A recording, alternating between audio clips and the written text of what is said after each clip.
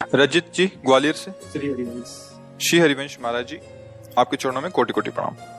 महाराज जी, किसी न किसी कारण से असफल हो रहा हूँ, अतः मेरा मुख्य उद्देश्य परमार्थ की प्राप्ति है, लेकिन छोटे छोटे उद्देश्यों में जो असफलता मिलती है, भक्ति और असफलता के बीच सामंजस्य कैसे स्थापित करूं? मतलब आपका कथन है कि यदि मैं भक्ति कर रहा हूं तो मुझे सफलता सांसारिक मिलनी चाहिए, ऐसा? ऐसा नहीं है। मेन उद्देश्य तो सफलता मतलब आत्मसिद्धि है, परमार्थ की प्राप्ति है। लेकिन गृहस्थ जीवन में होते हुए रोटी कपड़ा मकान, अगर उसकी प्राप्ति नहीं हो रही, छोटी छोटी सफलताएं नहीं मिली, तो उसके लिए क्या? आज तक भूखे रहे हो क्या? नंगे रहे हो क्या?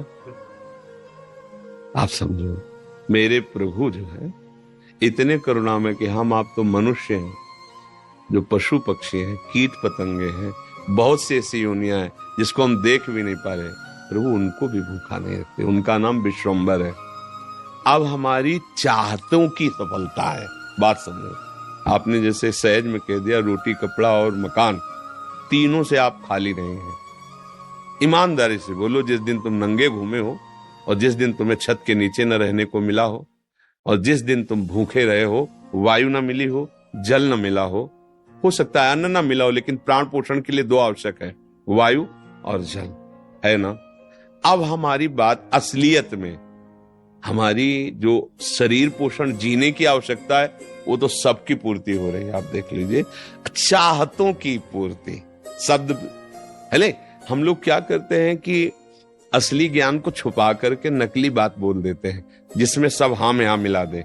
ये नकली बात है कि हमें रोटी कपड़ा और मकान तो चाहिए, पक्का प्यारे वो पशु पक्षियों को भी देता है। घोंसला बनाने की, आप देखो उनके घोंसले कैसे बने, आप बनाने में फेल हो जाएंगे। नहीं फेल हो जाएंगे? कैसे वृक्ष में कैसे हिलगा के घोंसला, उनको बुद्धि दी किस स्कूल में जाके सिखाया उन्होंने? हरि ने दी, हरि ने। तुम अपने वास की व्यवस्था कैसे करो, ऐसे बना दिया। भोजन की व्यवस्था उनको सिखा दिया। कोई भी सृष्टि में ऐसा नहीं है जिसका माता की तरह भरण पोषण भगवान ना करते हो। हाँ, अलग अलग जिनको जैसा भगवान ने। अब हमारी जो असफलता है उसमें हमारी चाहत है, मैं कपड़ा तो पहनूं पर ऐसा पहनूं, समझना, रोटी तो खाऊं पर ऐसी खाऊं, मकान तो हो पर ऐसा हो। समझ पा रहे हैं आप? अब इसके लिए हमारा कर्म कार्य करेगा। पूर्व का प्रारब्ध यदि हमारा बहुत बुरा है तो आज तुम बहुत अच्छे आदमी हो, अच्छे मार्ग में चल रहे हो, वो आपको बाधा पहुंचाएगा, आपको सहना होगा। समझ रहे ना? वो आपको बाधा पहुंचाएगा। अब जो ये नाम हम आपको बता रहे हैं कि नाम जप कीजिए, धर्म से चलिए, वो युद्ध करेगा उस प्रारब्ध से, आपको वो गिरने नहीं देगा, आएगा। आप जो कार्य कर रहे हो उसमें सम्यक जो फल मिलना चाहिए नहीं मिला, आपको असंतुष्टता होगी, क्योंकि आपने ऐसे पूर्व में कर्म किए हैं। अब वो आपको बाधा पहुंचा रहे हैं, लेकिन आप भजन कर रहे हो ना, तो आपको निरुत्साहित होने नहीं देंगे। चलो, एक कर्म निष्फल हुआ, दूसरा हम 100 बार उसका अनुष्ठान करेंगे। कितनी बार निष्फल होगा? एक दिन तो सफल होगा ही नहीं, निकल जाओगे, निकल जाओगे। सफलता तुम्हारे चरण चूमेगी। प्रारब्ध कोई देवता नहीं है, हमारा किया हुआ पूर्व कर्म है। हम नया कर्म इतना बलवान करें कि उसको रौंद दे। बात समझो। और उसके लिए अब छोटी मोटी बात नहीं काम करेगी, छोटा मोटा कर्म काम नहीं करेगा। डट के हमें धर्म और डट के भजन विध्वंस करके, अगर विध्वंस ना होते तो फिर मोक्ष कैसे होता? मोक्ष को मतलब जानते हो? सब कर्म नष्ट हो गए अनंत जन्मों के, और इस जन्म के भी बिल्कुल मोक्ष, मतलब बिल्कुल मुक्त, अब कोई बंधन नहीं हो, भगवान का स्वरूप हो गया। तो हुआ तो इसी जन्म में, जो हमने साधना की, जो भजन किया, जो चिंतन किया, जो सत्संग किया, मारा इसने पूरी आग लगा दी। कर्मों को संचित कर्म विध्वंस हो गए, जमा गोदाम क्रिमाण जो कर रहे हैं, ये चिपकाव फसाव वाले नहीं हुए, क्योंकि सब समर्पित कर दिए भगवान को। प्रारब्ध आया, भजन के बल से उसको भोग रहे हैं, वो हमें परास्त नहीं कर सकता, निकल गए आगे। सुदामा जी की दशा क्या थी? नहीं थी, ये भी व्यवस्था नहीं थी। परिणाम में क्या हुआ? जैसी द्वारिकापुरी वैसी सुदामापुरी। फल की चिंता मत करो तुम। असफलताएं और सफलताएं ये हमारे मार्ग की पड़ाव हैं, कोई गर्मी वाला, कोई सुखद वाला। मार्ग का चलने वाला पथिक इन पड़ावों में फंस करके अपने मार्ग को नहीं भूल जाता है। असफलता तुम्हारे जीवन की सफलता का स्वरूप बनेगी। बस डट करके ऐसा भजन करो, सत्कार्य करो जिससे पूर्व प्रारब्ध नष्ट हो जाए। सच्चाई की, अध्यात्म की बात यह है। अब चोरी, हिंसा, अधर्म आचरण तो वो तो पूर्व प्रारब्ध है ही, नया कर्म भी बिगड़ गया, दोनों मिलकर फिर आपको जीना मुश्किल कर देंगे। और होता है, देखो ना, पिता को मार डाला कि जल्दी मरे हम इस प्रॉपर्टी का दे, पिता को मार डाला, आप जेल गए, संपत्ति यूं ही पड़ी है, तीसरा उसका भोग कर रहा। विवेक खत्म हो जाता है। विवेकवान बनो, जैसी भी परिस्थिति हो उसमें राजी होना सीखो, वो आपके ही कर्म का परिणाम है। और ऐसे नवीन कर्म करो कि विध्वंस कर दो उस प्रारब्ध कर्म को जो तुम्हें झुकाना चाहता है, मिटाना चाहता है। हमारी प्रार्थना को अगर आप समझोगे तो आगे बढ़ोगे। अपना ही कर्म कोऊ न काहू के सुख दुख कर दाता, निज कृत कर्म भोग सुन भ्राता। बोले संतों के पास क्यों जाया जाता है? यही समझने के लिए। अब हम क्या करें जिससे हमारा कर्म हमको परेशान न कर पाए? वो है ज्ञान, वो है भक्ति, वो है भगवान का आश्रय। जब घर में भोज आते हो, भिक्षा भी नहीं मिली, तो पत्नी पूछती कि बच्चों को कैसे जिलाएं? तो तुलसी दल उतारते, ठाकुर को भोग लगाते, आधा आधा तुलसी दल। उनका एक मित्र था जो धनी के यहाँ वो पुरोहित कर्म करता था, डोली में बैठ के निकलता, पालकी में। वो कहता है, सुदामा जी हमारे यहाँ जो सेठ है ना, उनके यहाँ चलो, थोड़ी देर श्लोक बोलना। सब व्यवस्था उनका, हमने तो अपना सेठ श्री कृष्ण को वरण किया है, अब वो भूखे रखे चाहे मारे, अब हम दूसरे की गुलामी नहीं कर सकते। हमने तो भगवान को अपना माना है। हिले नहीं तो भगवान का हृदय हिल गया। एक दिन प्रसाद पा रहे थे से एकदम ऐसे हो गए। रुक्मिणी जी मन की बात, तो उनका प्रभु ऐसी स्थिति आपकी तभी होती जब कोई आपका भक्त भूखा होता है। तो भगवान के आंसू आ गए। हमारा पुराना मित्र है सुदामा, और कई दिन से उसके घर में भोजन नहीं, बच्चे। बोले प्रभु आप दुखी हो रहे हो, महालक्ष्मी स्वरूपा आप आदेश करो, त्रिभुवन की राज्य लक्ष्मी उसके घर में। तो उनका बात तो यही कि उसके अंदर कामना नहीं है, और मेरे भक्त के अंदर यदि कामना नहीं होती तो माया मैं नहीं देता। मेरे भक्त के अंदर कामना नहीं होती तो मैं माया, और वो निष्काम भक्त है सुदामा, उसके अंदर कभी कामना आ ही नहीं सकती कि हे भगवान भोजन तो दे दो, कभी नहीं। तो रुक्मिणी जी ने कहा हम आपका दुख नहीं दे सकते। फिर हम कुछ रचती है, तो उनका नहीं, पहले हमें कामना पैदा करना पड़ेगा। भगवान सोच रहे पहले हमें भक्त के हृदय में कामना पैदा करना पड़ेगा। गए एक भिक्षुक के रूप में, जब सुदामा जी भिक्षा को गए थे, भिक्षाम दे, अतिथि धर्म गृहस्थ में बहुत बड़ा धर्म होता है, दरवाजे आए हुए का आदर करना चाहिए। तो कुछ ना हो तो वचन से है। निकली भिक्षाम दे, तो उनका भगवान हम भिक्षा देने लायक नहीं है। क्यों? उनका एक पुत्र हुआ है, इसलिए सूदक है।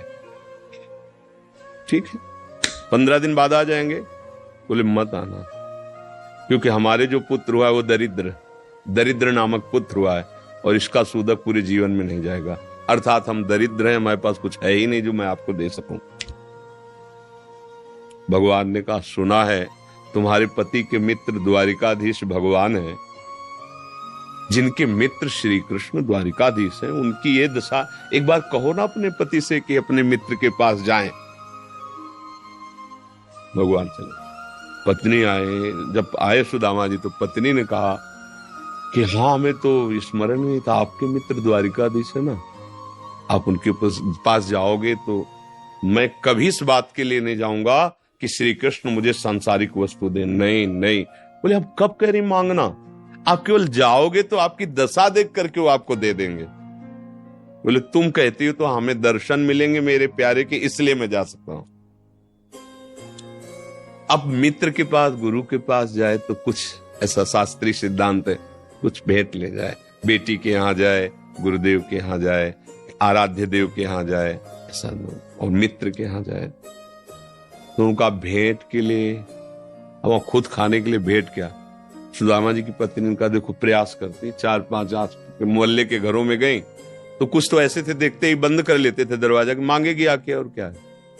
थोड़ा एक प्रिय भाव रखती थी। तो कहा हमारे पति द्वारिकाधीश से मिलने जा रहे हैं, कुछ उनकी भेंट के लिए।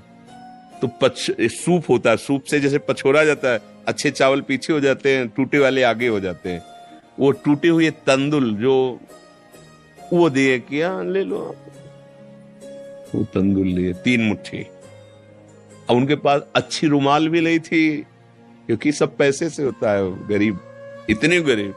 अपनी फटी हुई कपड़े की धोती, उसमें चावल। पूरा बहुत बड़ा चरित्र। पर जब भगवान के द्वार में पहुंचे, तो जहां ब्रह्मा और शंकर भी खड़े रहना होता है, वो द्वारिकाधीश का वैभव।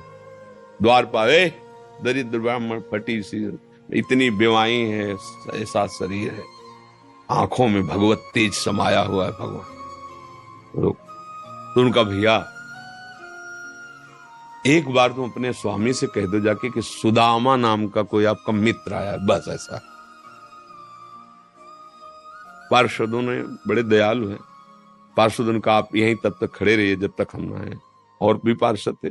एक दौड़ते हुए गया, जय जयकार हो प्रभु, कोई एक दरिद्र ब्राह्मण वेश में है और वो सुदामा कूद पड़े भगवान। ब्रह्मा शंकर को भी इंतजार करना पड़ता था, लेकिन सुदामा नाम सुनते ही भाग पड़े भगवान। और ये शब्द आश्चर्यचकित बात, रुक्मिणी जी, पार्षद सब देख रहे हैं कि ऐसे तो कभी भगवान नहीं भागे कि भाई ब्रह्मा जी आए भगवान भाग पड़े या शंकर जी आए, सब आकर इंतजार करते हैं। और प्रभु जब प्रभु दौड़ के गए सुदामा जी को। सुदामा जी संकुचित हो रहे हैं कि मेरी हड्डियां ऐसे सुकोमल, तन मेरे श्याम सुंदर के लग रही होंगी। वो सकुचते जा रहे कि इतना बड़ा वैभव स्वामी हमें ऐसे।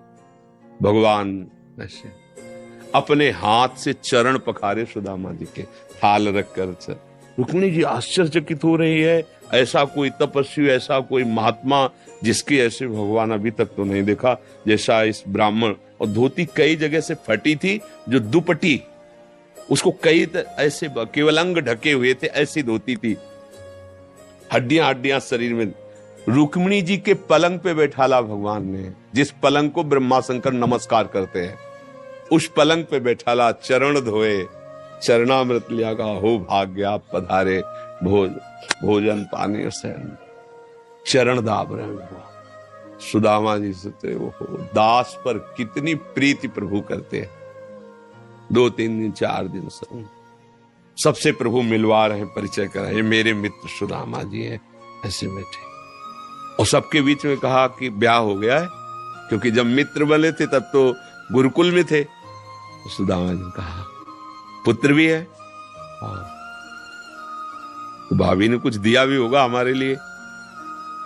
अब ये वैभव, अब वहां फटे कपड़े में तंदुल कैसे? बोले देखो पहले चूक की थी, गुरु माता ने चले दिए थे हमारे लिए, और फिर चूक कर रहे हो, कुछ दिया है? अब भगवान ने ऐसे हाथ पकड़ा, उनका उठाया, इतने स्वादिष्ट कीमती वस्तु तुम छुपाए रखे हो।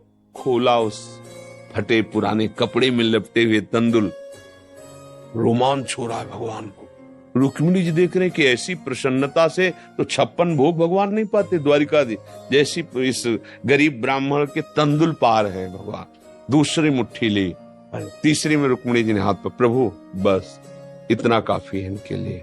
2 मुट्ठी में 2 लोग का वैभव सुदामा को। प्रगट में 25 पैसे भी नहीं दिए, एक भी वस्तु ले। 3-4-5 दिन आनंद लिए। फिर सुदामा जी से कहा कि तो भगवान ऐसे चले।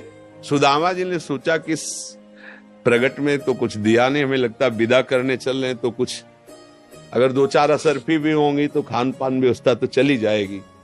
भगवान ने कहा जो अच्छे अच्छे कपड़े पहनाए थे, रास्ते में कोई उतार सकता है तो उतार दो, अपनी धोती पहन लो। यहाँ पर धोती रास्ते में बोले आप इधर से ऐसे जान, फिर वहां से मुड़ जाना।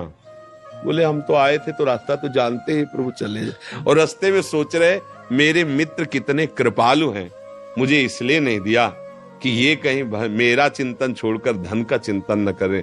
हे श्री कृष्ण, सदैव आप जैसा ही मित्र मिले। सोचते सोचते आए, आए तो देखा फिर वही द्वारिकापुरी। बोले मेरी बुद्धि मारी गई है कि वास्तविक यहाँ कोई रचना हो गई। यहाँ तो हमारी एक छोटी सी कुटिया थी, ऐसा ऐसा। देखा कि उनकी पत्नी जो है स्वर्ण थाल लिए दास दासियों से आरती उतारने। तो उनका तुम कौन हो? तो उनका आपकी दासी हूं, आपकी पत्नी।